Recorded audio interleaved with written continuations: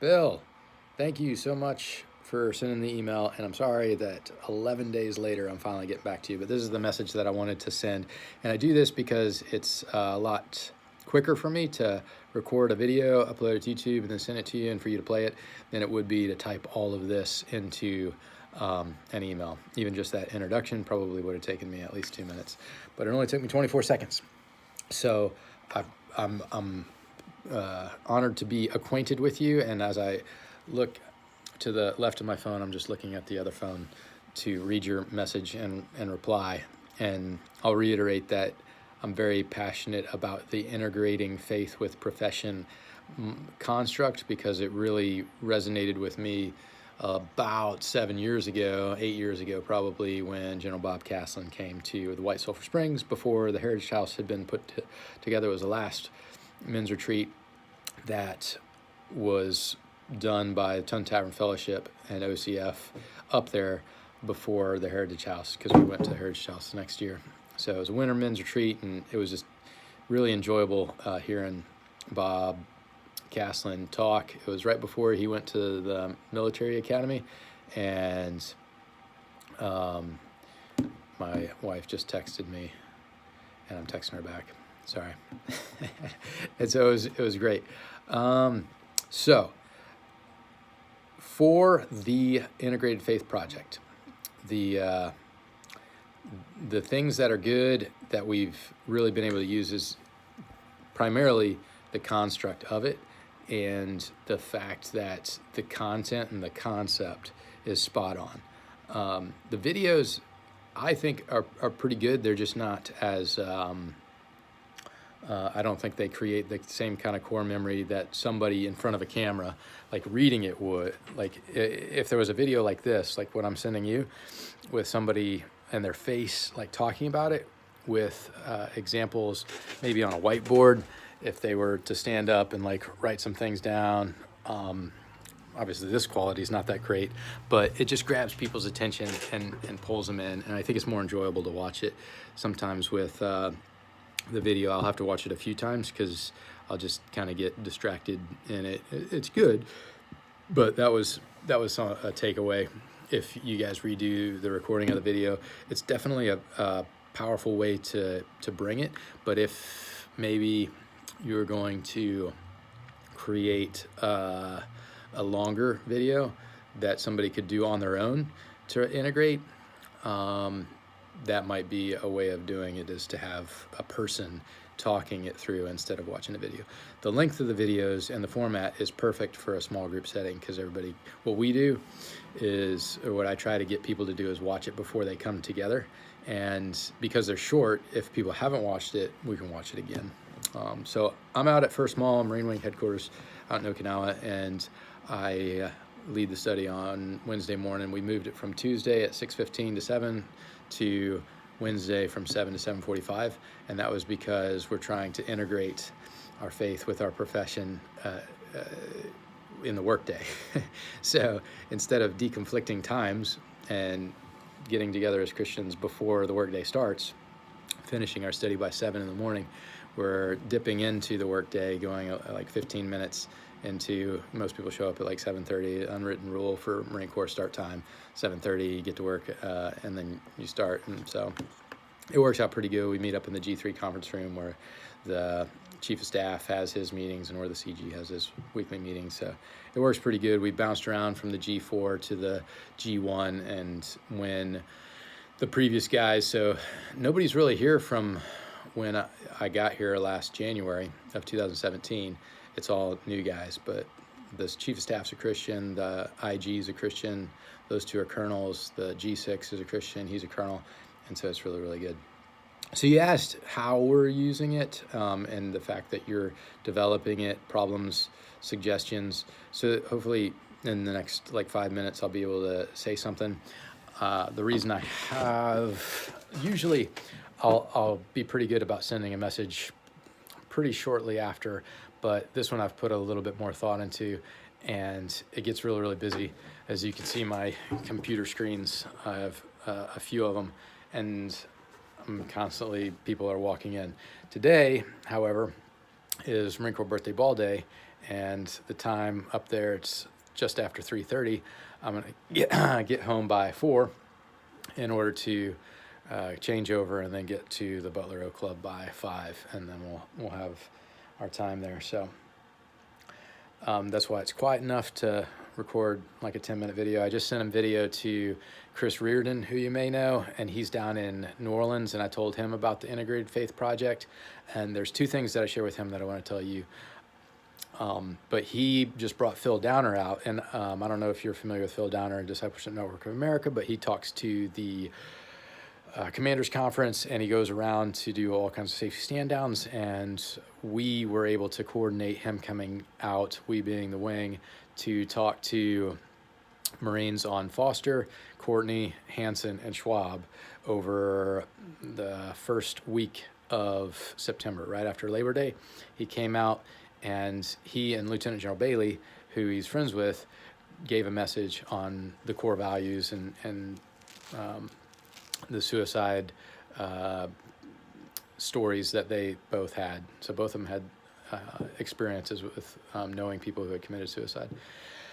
So that was really amazing. 3,500 Marines came out. Over 300 stayed for the optional spiritual fitness message, which Phil Downer put together, and General Bailey talked about it too, because he was a Christian when he was in the Marine Corps, but he kind of kept it on the down low because he didn't want undue command influence. He was a 3-star when he got out after about almost 40 years of service. And then after Foster and Courtney went up to Hansen Friday afternoon, and then did an event on Schwab. And Hansen and Schwab, the chaplains got engaged in it.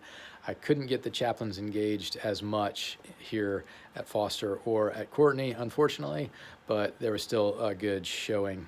And Chris Reardon just brought Phil Downer out to New Orleans because he's at the Reserve Mall, and I think all of the reserves, not just the mall, is where Chris Reardon is at. And 800 Marines came out, or there were 800 in his unit, and 200 came out, and about 50 stayed for the message, and 25 prayed to receive Christ. So pretty neat.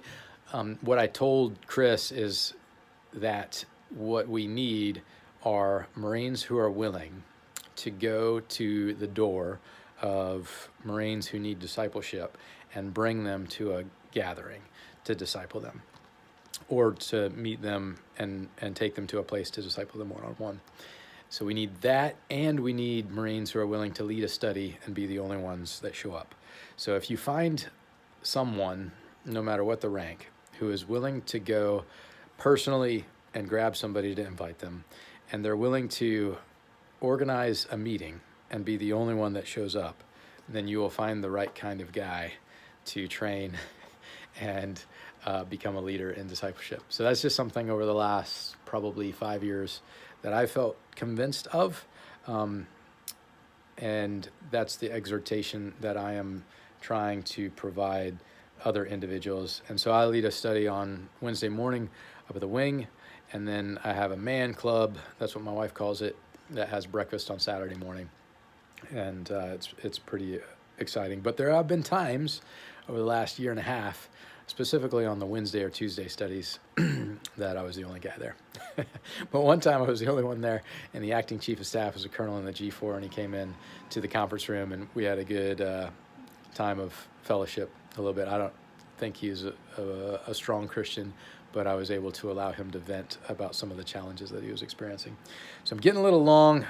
To give you more feedback on the Integrated Faith Project, we have gone through the foundations, the personal transformation, and we're going to spend one more week this Wednesday on the profession. So we went to profession first.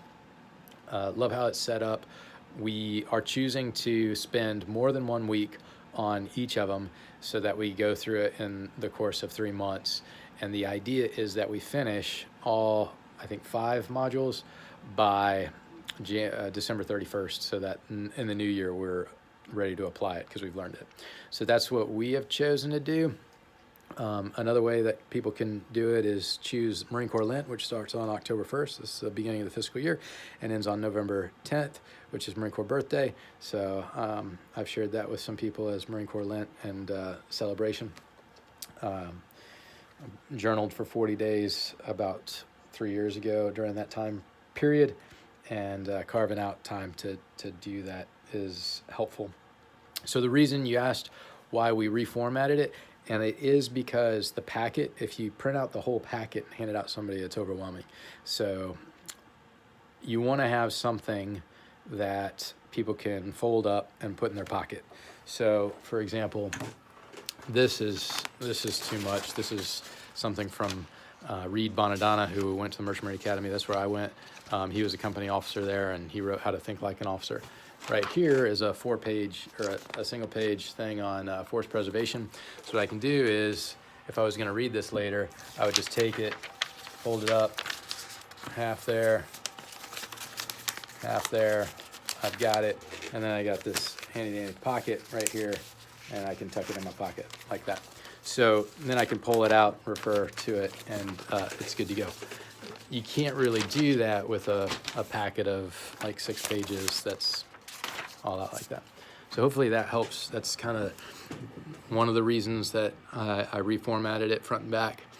Somebody else did it, a guy that works on another part of base, who goes to our church, and one of the deacons invited him to start going to the Bible study. So, and our construct for the Bible study was always like senior officers and men, because we talk about our struggles and kind of accountability stuff.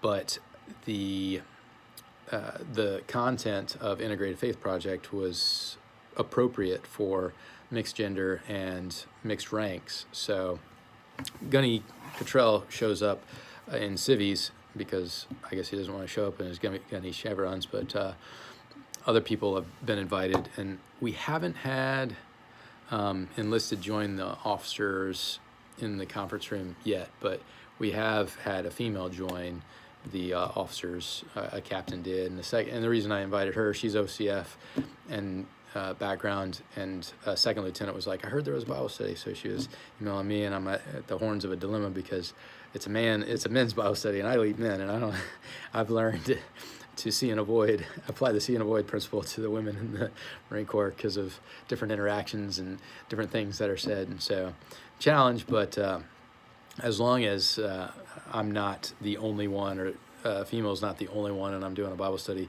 one-on-one with a female, I think I'll be comfortable. But this content helps with that. So let's go back to your message and see. I'm probably going to get to like 20 minutes here, and then I'm going to go home. I would be driving and talking through this on my way home.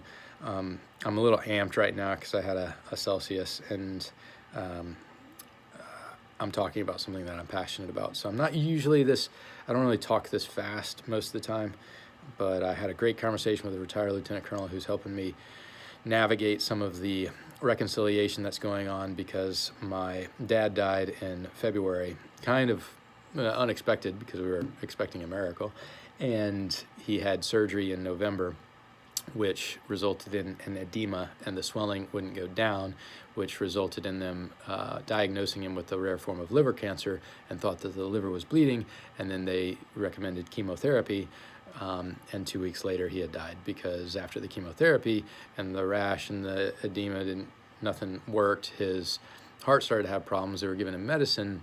The medicine was weakening the kidneys, and then the kidneys started to fail, so he went on dialysis, and so he was weak, and then he aspirated, and then his lungs filled with fluid, and he was only being kept alive by a machine. Sorry, that's kind of a lot there, but because of the suddenness of his death, he didn't revisit his will, which was written 11 years ago, and appointing my second oldest brother as the executor, because my second oldest brother was working for him at the time, and then 3 years later was fired by my dad, and my oldest brother was on the outs with my dad 11 years ago, but now was very, very close to my dad. My oldest brother took over the company, which my second oldest brother is scarred from, because he feels rejection of that company and wants to close down the company. But my oldest brother uses the company to give more money to Child Evangelism International, and the company's turned around since July and become profitable in the 6 digits, and the other brother hates him. So I'm out in Okinawa, isolated from it, and I was spared from the PTSD of being in the hospital room while my dad died, but we were FaceTimed in from Sapporo, and then I flew home. So that's the background. This has been the worst year of my life, but we've got the guest of honor is an old Mush 1 CO, and I was telling him it started by being passed for Lieutenant Colonel in January. I had a CO that I didn't see eye to eye with, and he ranked me low 3 times, much to my dismay. Tried to get it pulled, but it didn't, so we'll see what happens this board. Then I lost my dad. Then after a trip to Vietnam with my uncle, he died of a heart attack at 58, went to his funeral. Then all the while, the infighting with my family about assets and disagreements about the company. My little brother almost kills my oldest brother. They get in a fight about money and stuff, but that they didn't die, so that was good. And then my wife and I had a miscarriage of twins, which we didn't know it was twins until they couldn't find the heartbeat. And then my mom had seizures, and they thought it was a stroke, and she was life flighted to the hospital. And then my sister moved in with her. So it's been pretty challenging this year, but I smile to cope, and most people think I'm always happy, but I'm not. But the Bible studies that I engage with and integrating faith with my profession, I tell the stories about all the things that are happening, and it helps. So that's kind of a lot, but it gives you background on me, and hopefully we'll meet someday. We might have crossed paths at some point. I do know a lot of the OCF staff, especially there in White Sulphur Springs, and I hope to be there again sometime soon. Art Athens was the commandant of the midshipman at the Merchant Marine Academy while I was there, and he and I became pretty close. Let's see. So yeah, there's a lot of good content. We do have a long way to go, but I'm glad that it was pushed out. I'm glad that you guys didn't wait until it was perfect, because guys like me can use it out in the fleet. And the dashboard made me smile because it made me think of all the staff work that I hate. And why I love being an XO, because I don't have to do the PowerPoint. I just inspect other people's PowerPoints. And when I was first arrived, I was in the G3 as the KTO guy, Korea Theater of Operations. And I asked God to give me a passion for my job, and he changed my job to make me the XO. It was a V-22 pilot that was leaving, so they moved me down here, and I've been the XO for a year and 3 months, and probably will finish up here as XO next summer. We'll see what happens with this board, but there's 2 different COAs. I could go be the staff sec or the CGZ up at the MEF, or I could stay here. My wife wants to extend for a year, so we'll see what happens. If I got picked up, then maybe I could go get a lieutenant colonel's job. There's a base XO job that might be open, so pray for me about that, whatever the Lord leads. But if I do get promoted, I do believe that you could categorize it as a miracle, because the odds are like 2%. But I do know a few people on the board that was on my board. Joe Kraft, Colonel Kraft was one of them. Colonel Depew over here, who was our guest of honor last year, and B-22 guy, and Colonel Harp, who's the MAG CO. But I don't know if he knows me, because he just looks at me weird when I'm at the meetings with the CG. So hopefully I didn't bore you with my life and the details. It's probably going to take a while for this YouTube video to upload, but hopefully it does by the time I get home and I can email it back to you. Hopefully I've given you a little bit of inspiration to continue the work and continue updating the videos. The videos were hard to find, but if you look at the ones that I send you, the PDFs, you can click on the link from the PDF, and I feel like that's helpful. So that people can go right to the YouTube. Because if you go to the website where it says, then you've got to drill down to find wherever it's at. And YouTube's pretty good. I'd probably put it on Vimeo as well. Some people don't like YouTube. The Marine Corps Mixen Enterprise Network does not block YouTube, so that's helpful. So it's good that it's not on Facebook. I do think that it would be helpful to put, I think you do put it on the Command magazine. There's an ad on Integrated Faith Project. I would definitely overload the social media with it. So with wherever the OCF Facebook page is, I would make sure everybody who comes through White Sulphur Springs and the Grand Canyon retreat centers know about it, and have maybe a little pamphlet for it, so that they can go check it out and lead it. But you've got everything there. You've got the questions, you got the Bible verses, they're integrated. The questions are really all you need for a Bible study is some questions. That's what I do on Saturday mornings. I create a note on my iPhone, and then I share the note because collaboration works with text group, which has grown because everybody's got iMessage, and if they don't, then they just don't get it. No, I'm kidding. I have a Facebook Messenger group too that I'll send it to them on, but Facebook Messenger you can't share and collaborate, which is a bummer. So I just copy and paste the whole thing. And yeah, I think that's it. That's 20 minutes and 12 seconds. I'm going to open up the alignment of resources, all of these things. It'd probably be good to have point of contacts in here that you could email if you wanted update. What would be cool too is if you had the money, you could develop an iPhone app for it. I don't know if OCF has an app, but our squadron was coordinating with the Max 4 squadron in control group to create an Okinawa Liberty app. And I tell people about that. It has a lot of tools on it. And most people now look for apps instead of websites. And it's just knowing the changing times, you know. People are going away from Facebook now. They're going towards Instagram more and more. So if OCF doesn't have an Instagram page, it probably should get one. People like pictures more than they like words, and people like videos more than they like pictures. So I saw the director's YouTube message. I thought that he should have more than however many views of that YouTube video. I felt like, I don't know how many people work in OCF, but everybody should have clicked on his video and watched it. Maybe they saw it some other way than YouTube, but that's another thing people look at is how many people have viewed the video. I know some people will probably be more likely to view a video that has 1 million views just because it has 1 million views. They're like, wow, 1 million people saw this. So there's a YouTube video of Drew Hicks, who's a second lieutenant now, down in New River, and he talked about how pornography is associated with sexual assault, suicide, and substance abuse. And he's got over 1,000 views because that was sent out, and that was just him sharing at a safety stand down.